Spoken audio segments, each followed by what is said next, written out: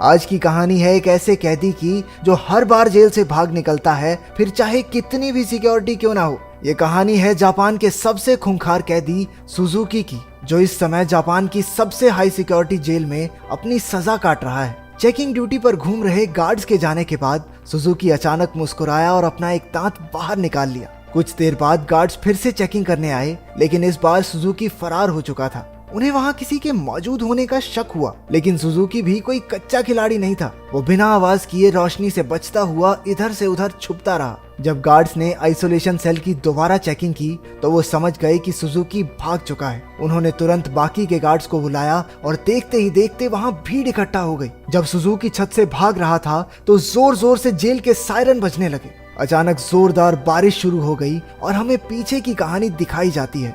12 साल पहले कुछ कैदियों को एक जेल में लाया गया था। उनमें से एक सुजुकी भी था जो वहां 10 साल की सजा काटने आया था। क्योंकि वो कभी कुछ बोलता नहीं था तो सबने मान लिया कि वो शायद गूंगा है। उसकी छाती पर माउंट फिजी का उल्टा टैटू भी था। सुजुकी उस समय भी जेल से भागने के लिए मशहूर था और अब तक 3 बार ऐसा कर चुका था। इसके बाद सुजुकी को एक छोटे से कमरे में लाया गया जहाँ सिर्फ एक रोशनदान था। उसने रोशनदान को ध्यान से देखा। उसके दिमाग में जरूर कुछ चल रहा था। बाहर गार्ड ने जेल के वार्डन मिस्टर कानीमुरा से कहा कि सुजुकी इस बार तो हरगिज नहीं भाग पाएगा, लेकिन जैसे ही उसने शीशे से देखा सुजुकी तो पहले ही गायब हो चुका था। वार्डन ने पूरे शहर को घेरने के ऑर्डर्स दिए ताकि सुजुकी किसी भी हालत में बच ना पाए, लेकिन गार्ड्स ने तो उसे 20 ही मिनट में पकड़ लिया। पता नहीं क्यों पर सुजुकी ट्रेन की पटरी पर सीधा भागता जा रहा था। इसके बाद उसे फिर से उसी कमरे में कैद कर दिया गया, लेकिन इस बार उसके हाथों में हथकड़ियां थी। जब एक गार्ड ने अंदर झांक कर देखा तो सुजुकी मुंह पर चादर ओढ़े सो रहा था। गुस्से में उसने सुजुकी को चादर हटाने को कहा क्योंकि वो कोई चांस नहीं लेना चाहते, लेकिन जब बार बार कहने पर भी उसने चादर नहीं हटाई तो गार्ड्स ने मिलकर उसकी बुरी तरह पिटाई की। अगली सुबह वार्डन ने सुजुकी के सारे पुराने रिकॉर्ड्स निकाले। ध्यान से पढ़ने पर उसे पता चला कि जब भी सुजुकी जेल से भागता है तो हर बार वो ट्रेन की पटरी पर ही पकड़ा जाता है। रात को वार्डन गार्ड्स के साथ चेकिंग पर निकला। वो सुजुकी के सेल में पहुंचकर हैरान रह गए क्योंकि उसने किसी तरह अपनी हथकड़ियां खोल दी थी। गुस्से में गार्ड्स ने उसे मारते हुए पूछा, कैसे खोली हथकड़ियां? हाँ, कैसे खोली हथकड़ियां? लेकिन हमेशा की तरह सुजुकी चुप रहा। एक बार फिर से उसकी जमकर धुलाई हुई। एक दिन सुजुकी एक छोटी सी तार से खेल रहा था जिसे किसी तरह छुपाकर वो जेल के अंदर ले आया था। सवाल ये उठता है कि वो इस तार को अंदर लाया कैसे? मुंह में छुपा के? ना, गू में छुपा के। इसी तार की मदद से वो अपनी हथकड़ियां खोलता था। कुछ दिन बाद वार्डन 1 हफ्ते की छुट्टी पर अपने घर चला गया। अब सुजुकी के पास भागने का बहुत अच्छा मौका था। उसने अपनी तार निकाली और ताला खोलने की कोशिश की। जल्द ही वहाँ एक गार्ड चेकिंग के लिए आ गया। उसने झांक कर देखा कि सुजुकी फिर से अपना मुंह ढककर सो रहा था, लेकिन इस बार गार्ड बिना कुछ कहे चला गया। लेकिन असलियत तो ये थी कि सुजुकी अंदर था ही नहीं। वो तो छिपकली बनकर छत से चिपका बैठा था। वो जेल से भागने के लिए सही मौके के इंतजार में था। गार्ड के जाने के बाद वो धीरे धीरे ऊपर तक पहुंच गया। उसने छत की एक खोखली जगह पर मुक्का मारा और वहां से भाग निकला। जब गार्ड्स को पता चला तो उन्होंने तुरंत सायरन बजा दिया। वार्डन को भी खबर पहुंचा दी गई और वो तुरंत जेल के लिए निकल गया। अगली सुबह पुलिस वाले सुजुकी को पकड़ने का प्लान बना रहे थे। तभी वार्डन भी वहां पहुंच गया। उसने कहा कि सारे प्लान छोड़कर सिर्फ एक टीम पास की ट्रेन की पटरियों पर भेज दो। ऑफिसर्स को भी लगा, अरे बूढ़ा हो गया वार्डन, दिमाग सठिया गया इसका, अरे वो पागल थोड़ी है, हर बार सेम जगह जाएगा। लेकिन जब वार्डन ने उन्हें विश्वास दिलाया कि उसे 100% भरोसा है कि सुजुकी वहीं मिलेगा, तो उन्होंने उसकी बात पर भरोसा करके टीम भेज दी और उसकी बात सच भी निकली। सुजुकी को एक बार फिर से ट्रेन की पटरियों पर पकड़ लिया गया। जेल से निकलने में तो ये चाचा चौधरी बन जाता है, कंप्यूटर से तेज दिमाग। बाद में क्या हो जाता है इसे? क्योंकि वार्डन की सूझबूझ की वजह से सुजुकी पकड़ा गया तो उसके काम से खुश होकर उसे प्रमोट कर दिया गया। अब वो एक बड़ा ऑफिसर बन चुका था जो देश की सारी जेलों में जाकर कैदियों की हालत की चेकिंग करता था। उधर सुजुकी एक बार फिर से भाग निकला और फिर से पटरियों पर पकड़ा गया। हर साल उसे एक नई जेल में भेजा जाता जिसमें और ज्यादा टाइट सिक्योरिटी होती, लेकिन वो हर जगह से बचकर निकल जाता था। इसी वजह से मीडिया ने उसे स्टार भगौड़े का खिताब दिया और वो पूरे देश में मशहूर हो गया। 12 साल बाद उसे सेंट्रल जेल में लाया गया। यहाँ वो कड़ी सिक्योरिटी में था क्योंकि 10 गार्ड सिर्फ उसी पर निगरानी रखने के लिए खड़े थे। उसका कमरा भी पूरी तरह सीमेंट से बना था और दरवाजे पर कई ताले थे। ये वही आइसोलेशन सेल है जो हमने कहानी की शुरुआत में देखा था। गार्ड्स के जाने के बाद सुजुकी ने चारों ओर नजर दौड़ाई। वो एक बार फिर से भागने की तैयारी में था। एक गार्ड ने खाना लाकर उसके सेल में रखा, लेकिन उसके जाने से पहले ही सुजुकी ने उसे पकड़कर हथकड़ी लगा दी।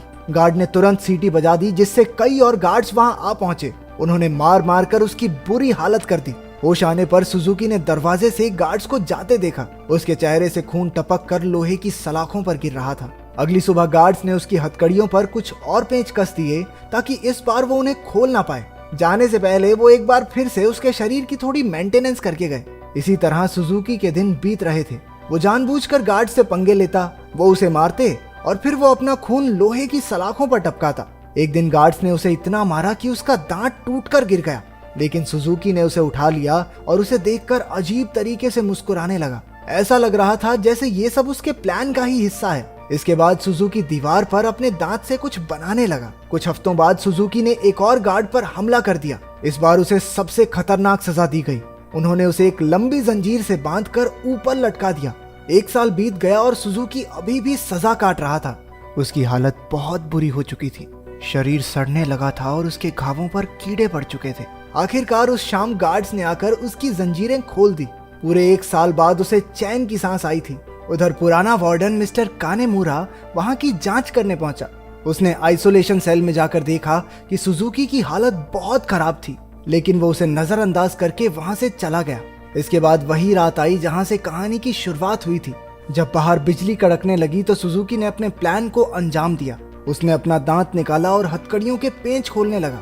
असल में सुजुकी दीवार पर दांत से कुछ बनाता नहीं था, बल्कि वो तो उसे घिस घिस कर तीखा कर रहा था ताकि उसके इस्तेमाल से पेंच खोल सके। हथकड़ियों से आजाद होकर उसने दरवाजे पर जाकर लोहे की सलाखों को धक्का देना शुरू किया। लगातार खून टपकने की वजह से सलाखों पर जंग लग चुका था। कुछ ही पलों में सलाखें टूट गई और सुजुकी जेल से फरार हो गया। इसके बाद सुजुकी के जन्म की कहानी बताई गई। उसके पैदा होते ही उसकी माँ की मौत हो गई थी और उसका बाप जेल में सड़ रहा था। इसी वजह से वो अपने रिश्तेदारों के घर पला। एक दिन सुजुकी जंगल में प्रैक्टिस कर रहा था जब उसे दूर से एक आदमी आता दिखाई दिया। ये कोई और नहीं उसका बाप था। उन्होंने कुछ समय बातें की और तभी उसने अपने पिता की छाती पर माउंट फीजी का एक टैटू देखा। बदकिस्मती से जल्द ही वहां कुछ पुलिस वाले आ गए जो सुजुकी के पिता को पकड़ना चाहते थे। वो उन्हें देखकर रेल की पटरी पर सीधा सीधा भागने लगा। इस दिन सुजुकी ने कसम खाई कि एक ना एक दिन अपने पिता से जरूर मिलेगा। वर्तमान समय में सुजुकी फरार होकर एक बार फिर से पटरियों पर दौड़ रहा था। मिस्टर कानीमुरा ने पीछे से उसे रुकने के लिए आवाज दी और हैरानी की बात यह थी कि वो रुक भी गया। कुछ ही देर में गार्ड्स की एक टीम आकर उसे पकड़कर ले गई। देश की सबसे कड़ी सिक्योरिटी की जेल भी सुजुकी को नहीं रोक पाई, इसलिए मिस्टर कानीमुरा ने उसे धरती की सबसे खतरनाक जेल प्रिजन आइल में भेजने के ऑर्डर्स दे दिए। प्रिजन आइल किसी मामूली जेल की तरह नहीं थी। वो समंदर के बीचों बीच बनी थी जहां लगातार तेज बहाव रहता था और सबसे जरूरी बात वहां ट्रेन की पटरी तो बिल्कुल नहीं थी। और तो और समंदर शार्क्स से भरा हुआ था, इसलिए वहां से भागकर बच निकलना एकदम नामुमकिन था। जेल के अंदर के हालात भी इतने ही खतरनाक थे। पूरी जेल में चारों ओर हजारों गार्ड्स थे और अगर कोई कैदी भागने की कोशिश करता तो उसे देखते ही गोली मार देने के ऑर्डर्स थे। जब सुजुकी वहां पहुंचा तो उसे तुरंत उसके सेल में बंद कर दिया गया। वो कोई कमरा नहीं बल्कि कुछ रॉड्स थी जिन्हें सुजुकी के शरीर के आसपास ऐसे जोड़ दिया गया था जिससे भागना तो दूर वो हिल डुल भी ना सके। उधर कानीमुरा ने जेल की लाइब्रेरी में जाकर सुजुकी के बारे में जानकारी निकालनी शुरू कर दी। ढूंढने पर उसे कुछ पुरानी फाइल्स मिली जिन्हें वो पढ़ने लगा। उधर जेल में सुजुकी ध्यान लगाकर खड़ा था। हालांकि बाकी लोगों के लिए वहां से भागना नामुमकिन था, लेकिन सुजुकी के दिमाग में कुछ तो खिचड़ी पक रही थी। अचानक उसने अपने दोनों कंधों को डिसलोकेट कर लिया और उस छोटी सी जगह से सिकुड़कर धीरे धीरे बाहर निकलने लगा। एक कैदी ने उसे ऐसा करते देख लिया, लेकिन वो इतना नशे में भंट था कि कुछ बोल नहीं पाया। उधर कानीमुरा अभी भी अपनी रिसर्च कर रहा था कि जेल के सायरन बजने लगे। हालांकि परेशान होने की बजाय जेल का वार्डन खुश हो गया, क्योंकि वहां से बचकर निकलने का कोई रास्ता था ही नहीं। ऊपर से आज सारे गार्ड्स को एक कैदी को गोली मारने का मौका मिलेगा। मिस्टर कानीमुरा ने उसे समझाने की कोशिश की कि सुजुकी कोई आम कैदी नहीं है, लेकिन वार्डन ने उसकी बात को नजरअंदाज कर दिया। अगली सुबह कई गार्ड्स को बंदूकें देकर पूरे आइलैंड में फैला दिया गया। वार्डन अपने आदमियों को कुछ समझा रहा था कि वहां मिस्टर कानीमुरा आ गया। उसने वार्डन को बताया कि सुजुकी असल में अपने बाप को ढूंढने आया है जो इसी आइलैंड पर कैद है। ये सुनकर सब हक्के बक्के रह गए और तभी सुजुकी की असलियत का खुलासा हुआ। असल में अब तक जो भी हुआ वो सब सुजुकी के प्लान का एक हिस्सा था। वो बार बार जेल से भागकर जानबूझकर पकड़ा जाता था ताकि आखिरकार प्रिजन आइल तक पहुंच सके। उसका असली मकसद था अपने पिता को आजाद करवाना। आखिरकार सुजुकी अपने पिता से मिला और एक दूसरे को इतने साल बाद देखकर दोनों खूब रोए। बदकिस्मती से मिस्टर कानीमुरा वार्डन और बाकी के गार्ड्स के साथ वहीं आ रहा था, लेकिन उनके पहुंचने से पहले ही सुजुकी उस बूढ़े आदमी के साथ गायब हो गया। सुजुकी अपने पिता को आइलैंड के छोर तक ले आया। उसने पहले से ही वहां एक पैराग्लाइडर तैयार कर रखा था। दोनों पैराग्लाइडर पर चढ़े और दूर उड़ गए। दूसरी ओर मिस्टर कानीमुरा ने एक बूढ़े आदमी से बात करने की कोशिश की जो सुजुकी के पिता के साथ ही कैद था। तभी उसने माउंट फिजी का एक टैटू उस आदमी की छाती पर देखा, जिसका सीधा मतलब ये था कि इतने सालों की कड़ी मेहनत के बाद भी सुजुकी गलत आदमी को लेकर भाग गया। अब इससे बुरी किस्मत तो किसी की नहीं हो सकती। क्या आप अपने पिता के लिए इतनी परेशानियां सह सकते हैं? कमेंट्स में जरूर बताना।